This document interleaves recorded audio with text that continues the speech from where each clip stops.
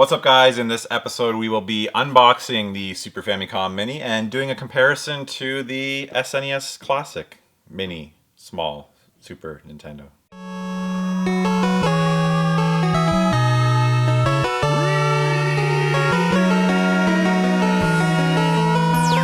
Team Canada. What's up guys, I'm SeeJayAre and I just received this amazing package from Retro Games Japan on Instagram. Check him out in the description below.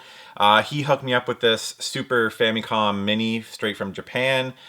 This was released, I think, a few days after the SNES Classic. And this is some of the best box art in gaming history, in my opinion. Really happy to get this version. I know that the UK version is this console. It's still called the Super NES though. This is the Super Famicom in Japan, but it comes in a box. The European one comes in a box like this. So I had a few people reach out to me and let me know that they could hook me up with the European one, but I really wanted this Super Famicom. Like I said, this is some of the best box art. I basically just got this as a display piece. I will play it. I'm going to unbox it right now for you guys here. But I'm not going to mod this one. I modded my SNES Classic, which you can see that video at the end of this video. I've been loving my SNES Classic, and I do like the SNES Classic design, or the SNES design with the gray and purple. I really think that the colors contrast really well.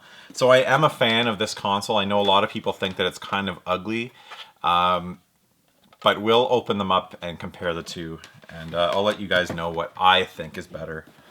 So let's see, we're gonna unbox this one. Hopefully you guys should be able to see pretty well here. I actually don't know like what's included in the Japanese one. I'm pretty positive there's two controllers. So pretty much the same deal as the SNES Classic here. Once again, thank you to Retro Games Japan. He was nice enough, he really didn't even charge me much markup. So we've got our instruction manual here and warranty precautions, all in Japanese. I can't read. I wish I could. So let's see. We've got the first controller. Oh my, it's so nice. I have to say I do like the Super Famicom controller. I have to hold this up in front of my face, just so that's why. So it'll autofocus because I have my autofocus set to my face and it won't focus unless I cover it. So that's why I'm doing that. But there's the Super Famicom controller. Obviously the difference is the colored buttons here, which I'm a huge fan of. You may notice my hat here. This is from gamerhats.com if you're at all interested. You can get them in the Super Nintendo form or the Super Famicom style like this.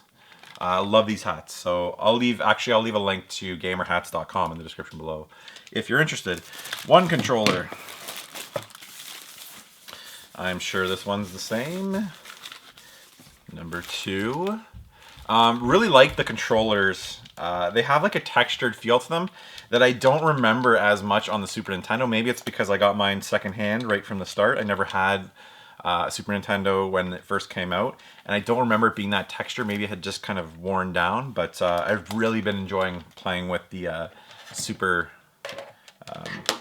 Nintendo Classic Mini controller. I keep looking over there because that's where I have it set up. I have two little TVs set up there. Alright, so there's our controllers. Okay, in terms of cables, we've got our USB cable. I actually really like this setup because most TVs now have a USB in the back of the TV that you can actually just tap in right there, and that's what I do over there. We've got the HDMI cord, which is included. Remember when these were not included because they were expensive? I remember the original Xbox 360 didn't even have, well, it didn't have this on the console, but when they did, they weren't included. It was like an extra that you had to buy. Now I've got HDMI cables coming out my ears. But it is kind of cool to have, because I think these are, no, they're not branded. I thought they were Nintendo branded, but it doesn't really say Nintendo anywhere on there. HDMI cable, exciting. Okay, and here is the unit itself. I'm actually pretty excited to open this up, so let's see if I can do this without dropping it. And there it is, man. How many different colors of gray are on that console? I saw some really funny memes of the SNES or the Super Famicom, and well, both of them, and someone was holding it. One was like this, and one was like the yellowed. Yeah, I always call the yellowed console Special Edition Gold. I actually don't know if that happens with the Super Famicom. Let me know in the comments below. I know it's pretty prevalent on the SNES, but I don't know if it happened on the Super Famicom as much. So. Here it is. We've got the working power switch. The reset button is an actual button that you press. Eject and cartridge slot obviously are just fake. Okay. Alright, I don't know if I like that one better. I think that one comes out a little bit better than the Super Famicom. So we'll do a little comparison here actually. The Super Famicom Classic Mini is actually slightly smaller. The thickness looks about the same, but it did seem like the controller port did come out a little bit easier on this one. You just got to pull the bottom there. Sometimes I've been struggling with opening and closing the Super Nintendo one. I guess I just have to be willing to snap it in there. But. So there are the two consoles side by side. So I'm going to post a poll up there, and please vote on which one you actually like more, the SNES Classic or SNES in general, or the Super Famicom. I love the different shades of gray on the Super Famicom. I think it's a really nice looking console.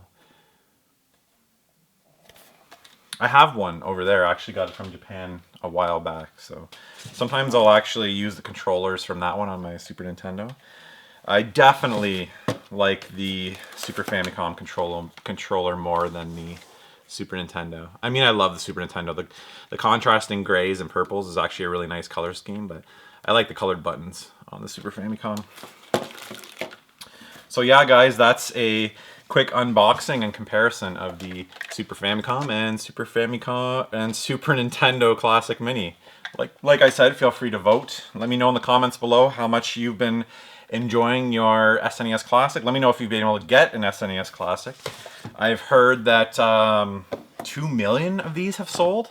I heard that figure the other day, and I think they sold like 200,000 NES Classics, something crazy like that. So I know the stock has been much better on the SNES Classic. I'd love to know what it was like in Japan, actually. Let me know in the comments below if you're out in Japan and how easy these were to get. So let me know your SNES Classic experience in the description below. And like I said, vote on which console you like the most. Once again, guys, thank you so much for joining me, and until the next episode.